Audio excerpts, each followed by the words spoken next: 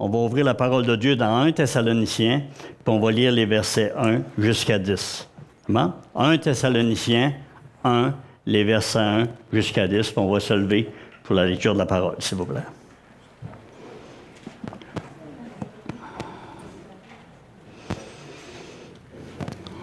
Alléluia, mon Dieu.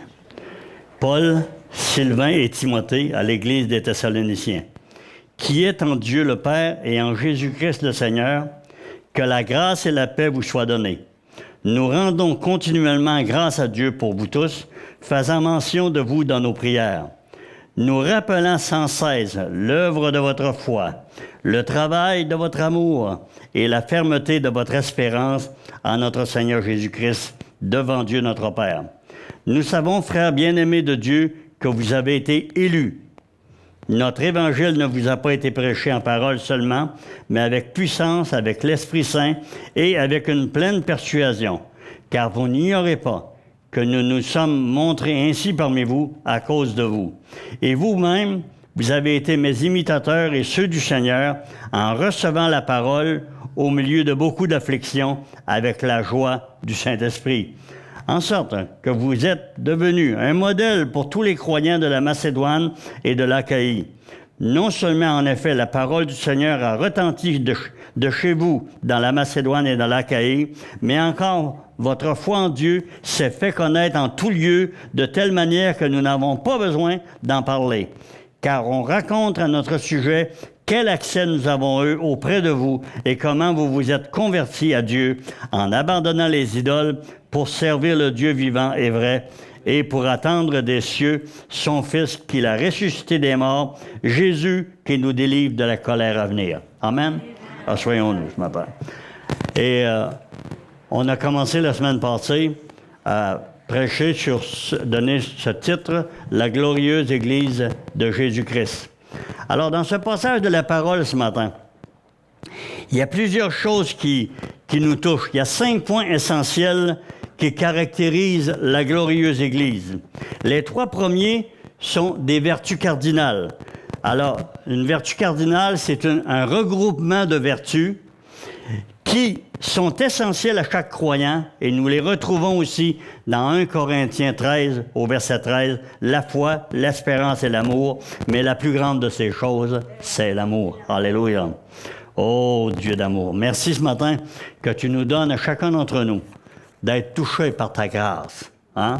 D'être gardés dans ton amour et d'être pourvus, Seigneur, pour un avenir en toi. Amen. Les 3 premiers sont ces vertus qu'on retrouve dans 1 Corinthiens 13, 13. L'œuvre de sa foi, le travail de son amour, la fermeté de son espérance dans le Seigneur Jésus-Christ, ces 3 vertus qui se retrouvent dans la véritable Église de Jésus-Christ et qui ne fait aucun doute qu'il appartiennent. L'Église locale, frères et sœurs, se doit, en tout ceci, de le voir. Parce que ça doit frapper les regards de Dieu et ça doit frapper le regard des hommes autour de nous. Que nous sommes la glorieuse Église de Jésus-Christ. Elle est caractérisée par des choses que le Seigneur a faites dans l'Église et qu'il nous a demandé d'amener de l'avant. Et ces 3 premiers points sont des points essentiels. Les 2 autres le sont aussi très importants. La conscience de son élection, c'est très important. Ce matin qu'on touche ce point, sa position ferme en la venue de Jésus qui nous délivre de la colère à venir. Amen. Vous êtes heureux de faire partie de ce regroupement d'hommes et de femmes que Dieu aime et qu'un jour il vient chercher, il amène avec lui et qu'il garde avec lui, qu'il bénit encore plus puissamment que nous le sommes présentement, car on est humain, on est fragile, on est fait de chair. On va traiter du premier point, l'œuvre de sa foi. Elle doit être démontrée par une vraie repentance. Abandonnant leurs idoles pour se tourner vers Dieu, ces hommes et ces femmes ont prouvé quelque chose d'extraordinaire. Quand tu te tournes vers le Seigneur, il y a des choses qui tombent. Les Éphésiens firent de même après avoir cru, dans Actes 19, les versets 19 et 20. L'idolâtrie est la toute première place que tu donnes dans ta vie en avant de Dieu. La repentance implique une visibilité aux yeux même des hommes. Matthieu 3,8 nous dit « Produisez donc du fruit digne de la repentance. » Matthieu 7,20, ça dit « C'est donc à leurs fruits que vous les reconnaîtrez. » Alors ce matin, quand la parole de Dieu nous dit que nous devons proclamer Dieu par l'œuvre de notre foi, par le travail de son amour en nous que nous exprimons, la fermeté de son espérance, de notre espérance dans le Seigneur Jésus-Christ, la conscience de son élection, sa position, notre position à nous ferme en la venue de Jésus qui nous délivre de la colère à venir. Quand ces choses sont mentionnées et quand ces choses sont vues par le monde autour de nous, il y a quelque chose qui se passe. Les gens voient le caractère, ils voient une vision de l'amour véritable du Seigneur. Amen? La vraie repentance implique un fruit permanent. Il n'y a pas de remise en question pour celui qui porte du fruit. Le croyant, Jésus et sa parole sont irremplaçables, ils sont permanents, ils doivent être écoutés, vus et suivis. Amen? L'imitation peut durer longtemps, frères et sœurs. On peut imiter les choses de Dieu. L'imitation peut durer longtemps, mais le fruit de l'imitation devient amer et visible. La parabole du semeur est évidente. Elle nous définit ce que nous verrons. Amen? Celui qui a reçu le semence dans les endroits pierreux, nous dit la parole de Dieu, Matthieu 13, 20. Qu'est-ce qui se produit dans cette personne? Celui qui a reçu le semence dans les endroits pierreux, c'est celui qui entend la parole et la reçoit aussitôt avec joie. Mais il n'y a pas de racine en lui-même. Il manque de persistance et dès que survient une tribulation ou une persécution, à cause de la parole, il y trouve une occasion de chute. Amen? Et celui qui a reçu la semence parmi les épines, dans Matthieu 13, 22, celui qui a reçu la semence parmi les épines, c'est celui qui entend la parole, mais en qui les soucis du siècle et la séduction des richesses étouffent cette parole et la rendent infructueuse. Cette parabole nous donne la réponse à la défection dans l'Église. Il n'y a pas eu de vraie repentance à salut dans la vie de ces personnes. Ils ont suivi pour un temps, ils ont accepté pour un temps, mais le fond revient à la surface et on s'aperçoit tout à coup qu'il n'y a pas de repentance qui se produise dans la vie de cet homme, de cette femme. Lorsque la véritable repentance est là, peu importe la dureté de la route, je le suis jusqu'au bout. L'exhortation de Paul, Romains 12:1, est douce à entendre pour cette personne qui marche vraiment les yeux fixés sur le Seigneur. Et cette exhortation de Paul, on la donne assez souvent. En 12:1, il dit « Montez sur l'autel. Offrez-vous sur l'autel. » C'est juste un sacrifice normal et raisonnable pour un enfant de Dieu. Suivez-le, montez sur l'autel. Offrez-vous à Dieu. Et ça comporte beaucoup de choses. Quand le Seigneur nous fait monter sur l'autel, frères et sœurs, nous le répétons, à quelques reprises, nous l'amenons, ce passage des Écritures. Qu'est-ce qui arrive de la victime qui est sur l'autel? Le gras commence à couler.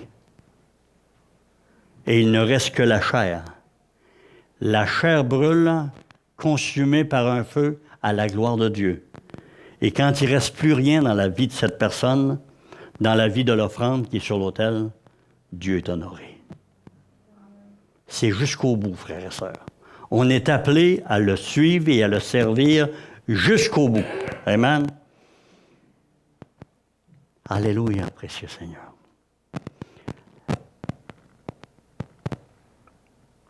C'est pourquoi nous rendons continuellement grâce à Dieu, de ce qu'en recevant la parole de Dieu, que nous vous avons fait entendre, dit l'apôtre. Vous l'avez reçue non comme la parole des hommes, mais ainsi qu'elle l'est véritablement, comme la parole de Dieu qui agit en vous, qui croyez. Amen. Éphésiens 2:13. Ton désir se porte sur Dieu, l'œuvre de ta foi est évidente. Lorsque tu marches dans ta foi, ton œuvre est évidente. On le dit, on le répète ensemble. Lorsque tu marches dans la foi, ton œuvre est évidente. Amen. Et les œuvres se voient par les hommes aussi bien que par Dieu.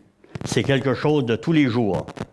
Alors, le deuxième point qu'on a vu, c'est le travail de ton amour, c'est-à-dire le travail de l'amour que le Seigneur te donne de projeter autour de toi, l'amour que lui a mis dans ton cœur. Amen? Parce qu'il est impossible. C'est impossible, frères et sœurs, pour l'être humain d'aimer toujours d'une manière égale dans tous les domaines. Il faut que le Seigneur, par son Saint-Esprit, vienne à son secours, vienne à son aide. Amen? Parce qu'on est humain. On est humain, on n'est pas divin, et à chaque jour, on a l'occasion de prouver à notre propre cœur que notre cœur n'est pas toujours à la hauteur de ce que Dieu désire. Amen? Un jour, j'avais une émission de radio à Montréal, et puis j'avais dit aux gens, moi, ce que j'aime de Dieu, c'est qu'il me montre dans sa parole que le cœur de l'homme est tortueux par-dessus tout et méchant. Qui peut le connaître? Dieu seul. Et Dieu dit dans le verset suivant qu'il éprouve les cœurs et les reins afin de faire ressortir de l'homme la visibilité en lui de son mauvais cœur quelquefois et de démontrer aux hommes la grandeur de l'œuvre de son bon cœur. Amen? Alléluia. Merci Seigneur. Et quand il ouvre une tranche de mon cœur et qu'il me montre comment ça pue à l'intérieur, je suis heureux, je bénis Dieu, parce que ça me donne l'occasion de corriger ces choses qui sont en moi. Leur amour pour Christ a conduit ces Thessaloniciens à servir le Dieu vivant et vrai, nous dit la parole de Dieu dans le verset 9. Et dans le verset 9, ça nous dit « Car on raconte à notre sujet quel accès nous avons eu auprès de vous et comment vous vous êtes convertis à Dieu en abandonnant les idoles pour servir le Dieu vivant et vrai. » Amen? Amen. Alléluia. Il poussait les êtres à être des imitateurs de ceux qui leur apportaient la parole dans le Seigneur. Vous savez, c'est pas un mal de suivre des hommes, en autant que ces hommes apportent le message de la parole de Dieu. L'apôtre Paul disait à Timothée, dans Timothée 2:2, « Ce que tu as entendu de moi devant beaucoup de témoins, répète-le, enseigne-le aussi à d'autres, afin qu'ils soient capables de l'enseigner à d'autres. » Donc, 4 générations. Alors, l'apôtre Paul n'avait pas peur. Lorsque la parole de Dieu est prêchée, lorsque nous donnons la parole de Dieu, nous la donnons avec assez de conviction, d'assurance qu'elle est la vérité de la parole de Dieu pour être suivie par ceux qui l'entendent et être proclamée autour d'eux. Amen? Sinon, on perd notre temps. En recevant la parole de Dieu dans beaucoup d'afflictions avec la joie du Saint-Esprit, ça poussait les imitateurs de ceux qui leur apportaient la parole à les imiter. Alléluia. Merci Seigneur que tu es avec nous ce matin. Merci que tu nous guides dans tout ce que tu veux qu'on fasse. Non seulement ils l'ont reçu, mais ils l'ont communiqué dans les régions qui les environnantes, dans l'Achaïe, dans la Macédoine. Où sont nos Achaïes? Où sont nos Macédoines? Où est la région que le Seigneur veut qu'on investisse? Moi, je vous dis, frères et sœurs, le Seigneur n'a pas mis de limite autour de nous. C'est le monde entier que nous devons toucher avec un message puissant de la parole de Dieu. Et le Seigneur, on doit prier chaque jour. Et l'Assemblée doit prier que le Seigneur nous donne et donne à cette Assemblée toujours des prédicateurs qui se lèvent debout et qui proclament la vérité de la part de Dieu. Amen. Alléluia.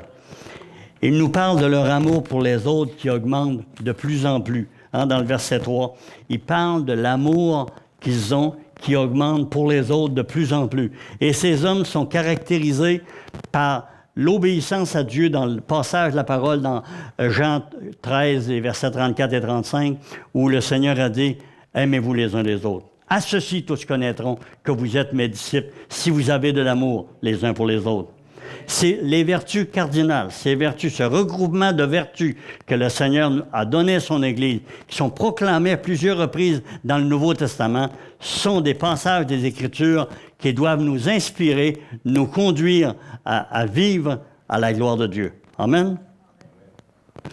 Et la parole nous dit que la fermeté de son espérance dans le Seigneur est une des grandes caractéristiques que doit avoir l'Église de Jésus-Christ. La fermeté de son espérance dans le Seigneur Jésus-Christ. L'espérance en Christ pousse le croyant dans un désir intense de le connaître, de le côtoyer, d'être avec lui pour toujours. Amen? C'est ce que produit l'espérance. L'espérance, c'est pas, j'espère pas que demain matin, je vais être millionnaire. J'espère pas que demain, je vais être mieux vêtu que tout le monde. J'espère pas que demain, je vais manger mieux que les autres. J'espère que le Dieu vivant va me nourrir de sa parole, qu'il va m'habiller de sainteté, puis qu'il va me donner de proclamer aux hommes qu'il est vivant et qu'il règne encore aujourd'hui et que c'est lui qui me dirige. Amen? C'est ce que fait l'espérance. La fermeté de l'espérance dans la vie d'un croyant. Elle pousse les hommes, elle pousse le croyant dans un désir intense de connaître, de côtoyer et d'être avec lui pour toujours. Alléluia. Devant la possibilité de sa mort. L'apôtre Paul dit aux Philippiens, dans Philippiens 13, 23 et 24, « Je suis pressé des deux côtés. J'ai le désir de m'en aller et d'être avec Christ. Ce qui de beaucoup est le meilleur. Mais à cause de vous, il est plus nécessaire que je demeure dans la chair. » Parce qu'il sait qu'il doit apporter encore des messages. Il sait qu'il n'a pas fini. Il n'est pas rendu à son terme. Sa course n'est pas terminée. Quand sa course va être terminée, le Seigneur va lui montrer, puis il va le prendre, puis il va le retirer du circuit en lui donnant la couronne de justice, comme il dit à Timothée dans le chapitre 2 et dans le verset 4. Amen. Alléluia. L'espérance est la bougie d'allumage dans la vie du croyant. L'espérance est la bougie d'allumage dans la vie du croyant. Quand ses genoux plient sous le fardeau ou l'épreuve, son regard se lève et il sait de qui viendra le secours. Amen. Notre frère l'a mentionné vendredi soir. Le psaume 21, verset 2 dit « Le secours me vient de l'Éternel qui a fait les cieux et la terre. » Le secours me vient de l'Éternel qui a fait les cieux et la terre. Amen. Ça ne vient pas de personne d'autre. Ça vient de l'Éternel. Même si Dieu me secourt quelquefois à travers des êtres humains, à travers des frères et des sœurs, c'est que le Seigneur inspire ces êtres humains à venir à son secours. Amen. Mais c'est lui qui le fait. Il nous dispose. Si le Seigneur est capable de prendre un âne pour venir au secours de Balaam et le bloquer pour pas qu'il aille faire quelque chose contre Israël, que Dieu aurait complètement... Je crois que Balaam aurait été complètement démoli, droit là sur la montagne, s'il n'avait pas changé d'idée et obéi à la parole de l'âne qui venait lui parler. C'est là au fond du cœur. Le croyant, frères et sœurs, son espérance est en Dieu. C'est pas en lui, c'est pas dans ses biens, c'est pas dans ses capacités, c'est pas dans sa belle façon de se tenir ou de parler, c'est pas dans son environnement. Il sait que son ancre est bien accrochée. Alléluia. Et où est-elle accrochée? Cette espérance, nous dit la parole de Dieu. Nous la possédons comme une ancre de l'âme. Sûre et solide, elle pénètre au-delà du voile, donc dans la présence de Dieu. Celui qui a l'espérance en Dieu, celui dont son espérance est bien placée, son espérance, il l'a parce qu'il sait que son ancre, à lui, est ancrée bien solidement dans la personne du Seigneur Jésus. Il n'y a rien qui vient le décourager, il n'y a rien qui vient le détruire, parce que l'ancre n'est pas dans la vie des hommes, l'ancre dans la puissance de Dieu, là, derrière le voile. Amen. On se rappelle que le Seigneur a brisé le voile à sa mort à la croix. Quand il a rendu l'âme, des mains puissantes venant du ciel ont pris ce rideau, le voile du temple. Le voile du temple, c'est pas un voile en linge, là. C'est quelque chose de solide, c'était quelque chose qui s'apparente beaucoup plus à une natte qu'on met sur la dynamite lorsqu'on fait sauter des bâtons que d'autres choses. Et de haut jusqu'en bas, c'était en fin lin retors. Et la parole de Dieu nous dit qu'à sa mort, quand il est mort, du haut jusqu'en bas, vous essayerez seulement de déchirer une feuille de papier ou deux en vous tenant sans appui. Vous allez voir comment ça peut être difficile de faire le travail. Lui nous a démontré que l'ouverture vers le lieu très saint, là où est l'ancre de ma foi, c'est faite par le Seigneur Jésus à sa mort. Il y avait seulement lorsqu'il rendrait l'arme que ça se ferait. Amen? Alléluia. Alléluia. Et ceux qui étaient là autour de lui, comme le centenier romain, qui ont cru quand ils ont vu, ils ont dit sûrement cet homme était fils de Dieu. Amen? Alléluia. Cette persévérance, cette espérance, c'est-à-dire, nous la possédons. Pas nous l'aurons. Si nous marchons les yeux fixés sur le Seigneur, si nous pouvons nous reconnaître dans la glorieuse Église de Jésus-Christ, nous savons que notre ancre est bien placée à l'autre bord du voile et qu'il n'y a rien pour nous soutirer de là. Amen? La conscience de son élection, maintenant. Le 4e point, c'est la conscience de son élection. Depuis le 11 septembre 1977, ça a fait 37 ans cette semaine. Quiconque me connaît sait que je suis sûr de passer l'éternité avec Jésus dans la présence de mon Père Céleste. Amen? Depuis le 11 septembre 1977, à 2h moins 20, dans la maison du pasteur McNutt à Rimouski, quand j'ai mis mon genou à terre, puis j'ai confessé Jésus comme mon Seigneur et Sauveur, depuis ce temps, je suis sûr de passer l'éternité avec mon Dieu. Alléluia! Pourquoi? Je le sais, parce qu'il me l'a dit dans sa parole. Je suis pas un devin. Sa parole me parle, j'obéis à sa parole, et ainsi, je peux accomplir sa volonté. Je me vois chaque jour dans le miroir, frères et sœurs. Est-ce que ça vous arrive de temps à autre? Et je sais que je porte du fruit. Quel est le miroir que j'emploie? Le miroir de la parole de Dieu. Amen? Je sais que je porte du fruit. Même Jésus me dit que j'en porte, et que j'en porte avec abondance. Alors, tiens, le pasteur, ça va en ventre ce matin. Le pasteur s'élève au-dessus des autres. Non, frères et sœurs. Je reconnais chaque jour que je suis un homme faible, qui voudrait voir toutes ses faiblesses disparaître. Mais il me répond, ma grâce te suffit. Car sa puissance s'accomplit dans ma faiblesse. Comme il l'a dit à l'apôtre Paul, 2 Corinthiens 12, versets 9 et 10. Prenez la parole de Dieu, frères et sœurs. On en a parlé la semaine passée. Prenons la parole de Dieu. Sortons les histoires de la parole de Dieu. Identifions-nous à ce que Dieu a dit à des serviteurs, à des servantes, et prenons-les. Si on les fait, prenons-les, puis vivons-les. Amen? On n'a pas besoin de se cacher pour les bénédictions que Dieu nous donne. On les expose. Dieu me bénit, je bénis les autres. Amen? Je disais justement à quelqu'un, on parlait au début de la semaine ou la semaine passée de la prière. Quand je prie, et la parole de Dieu nous montre que les hommes de Dieu qui prient, la première chose qu'ils font, bénis-moi Seigneur. Ils ne prient pas pour les autres. L'homme de Dieu sait que si Dieu le bénit, il sera bénissant pour les autres. Amen? Je n'ai pas à prier pour les autres avant d'avoir demandé à Dieu de me rendre bénissant pour les autres. Dieu, bénis-moi. Votre première prière le matin, frères et sœurs, n'ayez pas peur de passer pour un orgueilleux ou pour quelqu'un qui veut tout pour lui-même. Priez, demandez à Dieu et dites à Dieu, Seigneur, bénis-moi aujourd'hui. Bénis-moi. Et mon cœur est de vouloir bénir les autres. Si tu me bénis, Seigneur, je serai en mesure de le faire. Amen. Sa puissance s'accomplit dans nos faiblesses, frères et sœurs. Avez-vous manqué? Avez-vous échappé? Avez-vous tombé? Arrêtez de vous rabattre sur vos défaites.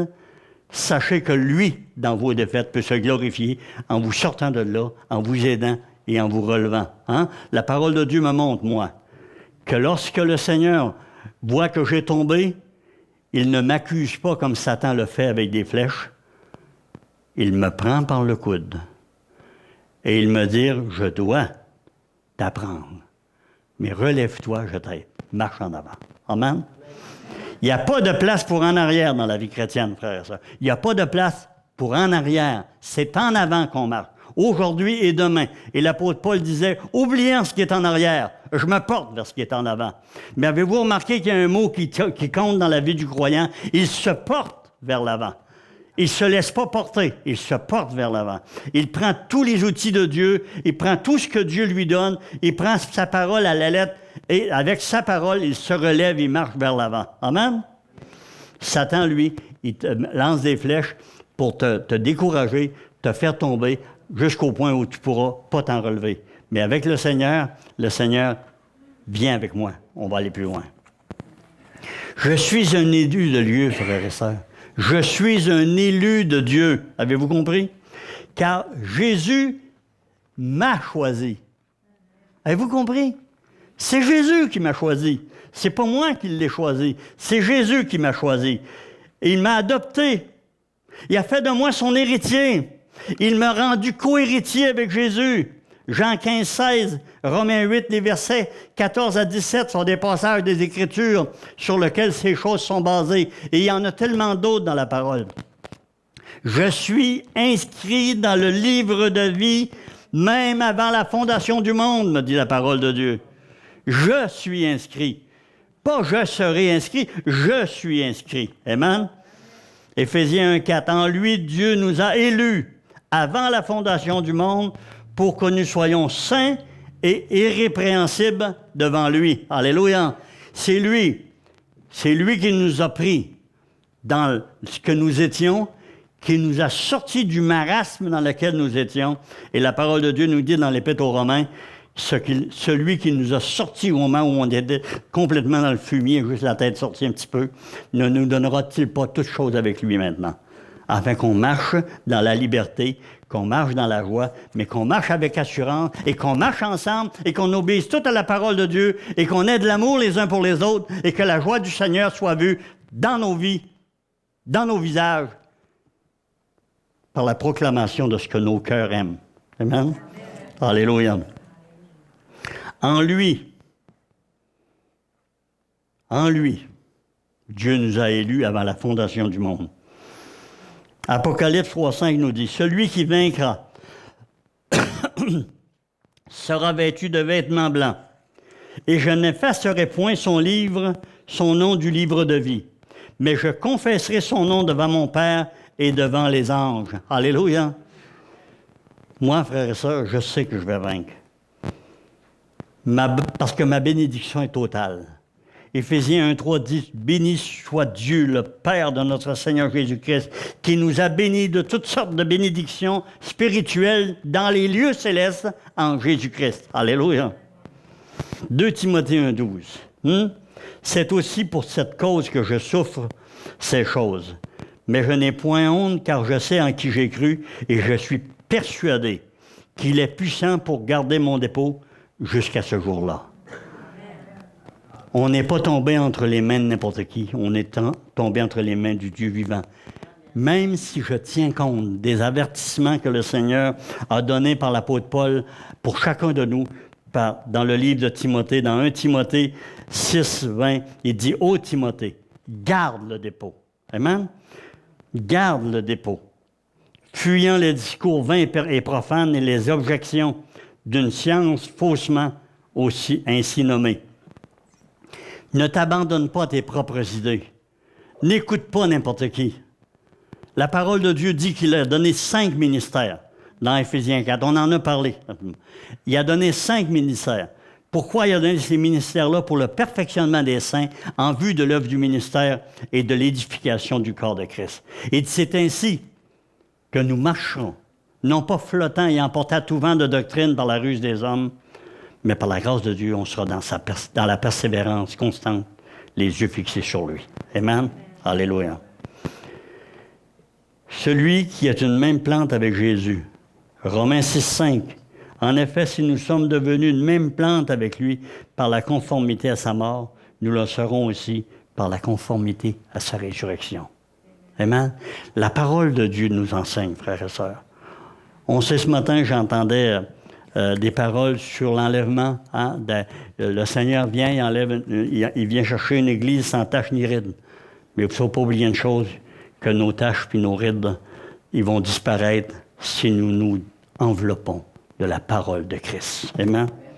Si nous écoutons ce que le Christ de Dieu est venu nous apporter, c'est-à-dire, revêtez-vous de ma parole, revêtez-vous de mon esprit, laissez-vous conduire par moi, et vous marcherez en paix.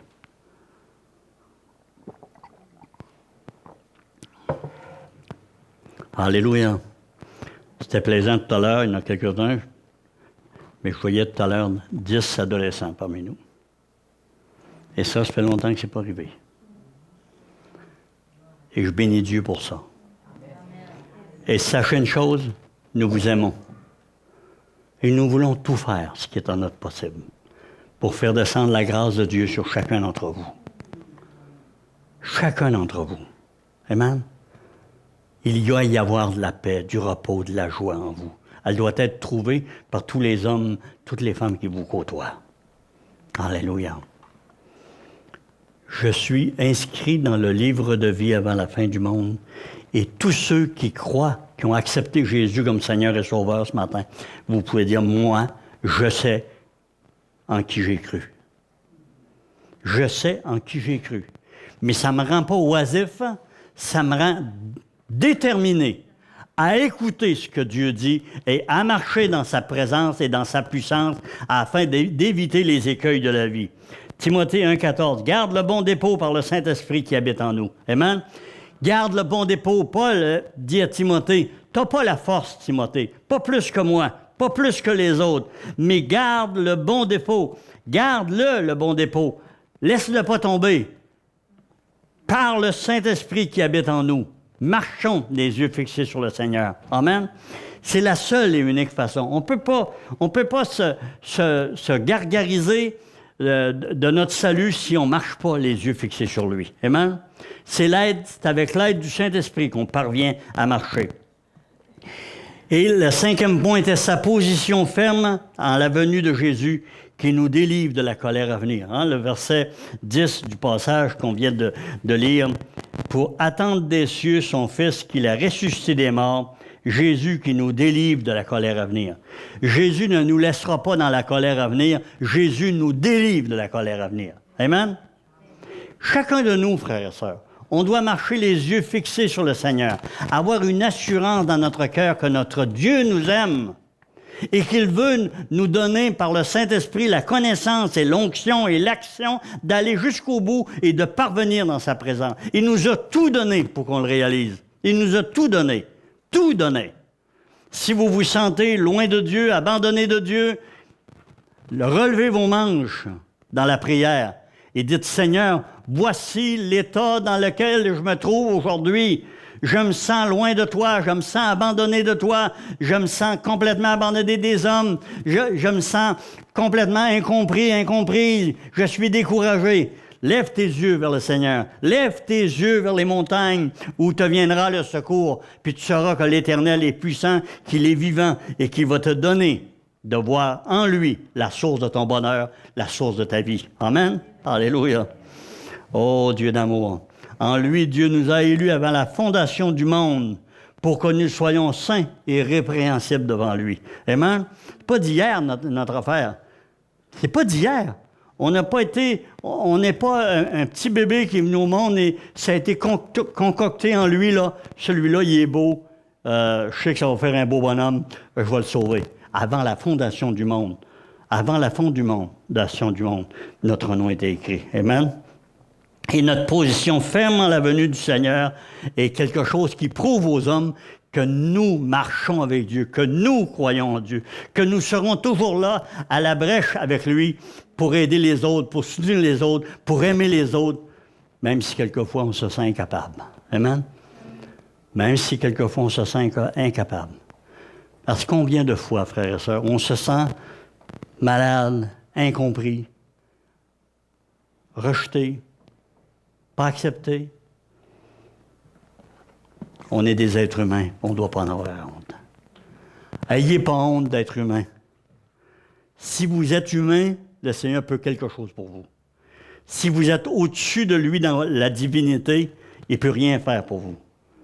Dieu n'est pas venu appeler des justes, il est venu appeler des injustes, et les injustes, il a tout donné pour qu'ils parviennent jusqu'au bout à marcher dans la vérité. Amen. Béni soit le Dieu.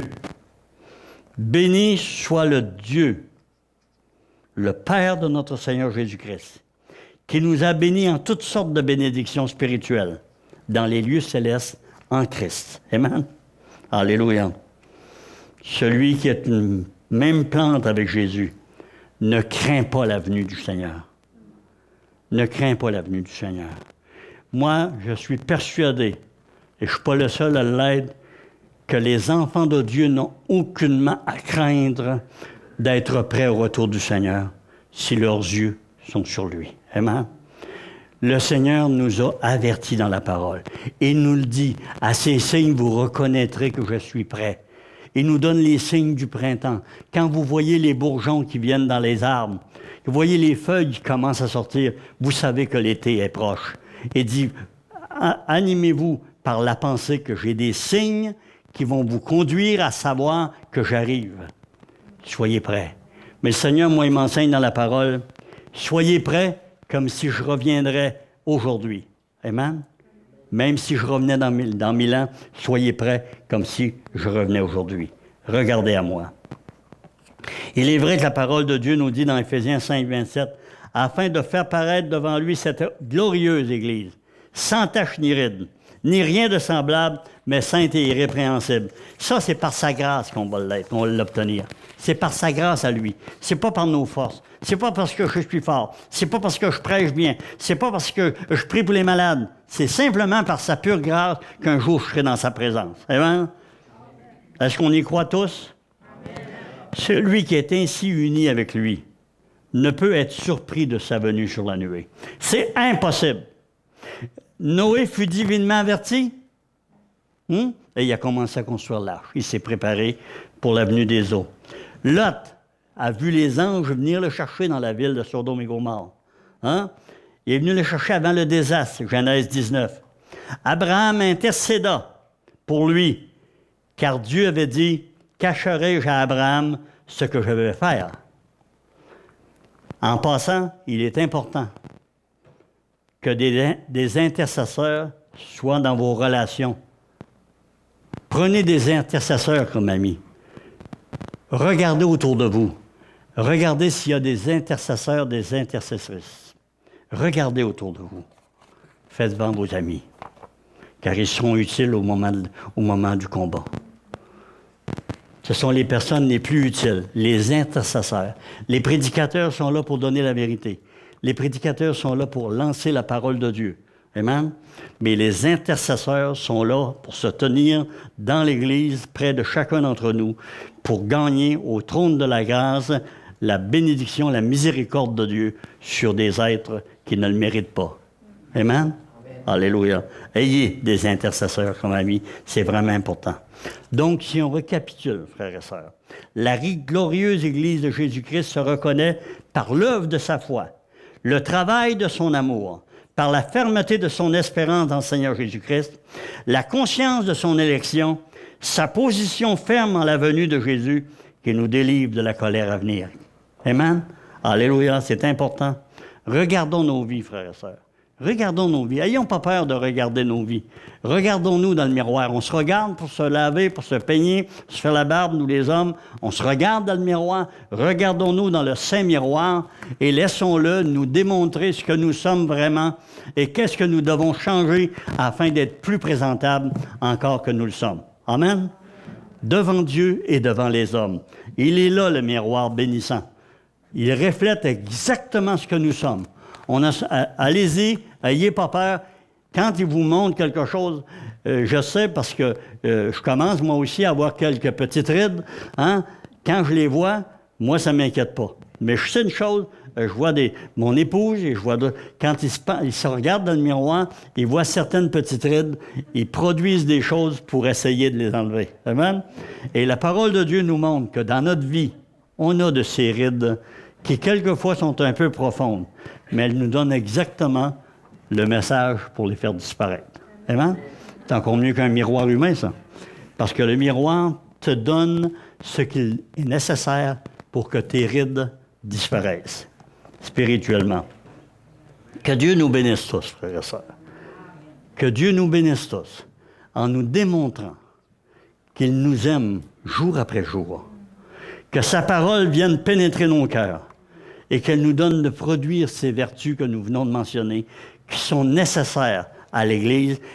C'est nécessaire qu'ils soient vus par les hommes autour de nous, de façon à ce que des hommes autour de nous glorifient Dieu de nous avoir connus. Amen? Amen.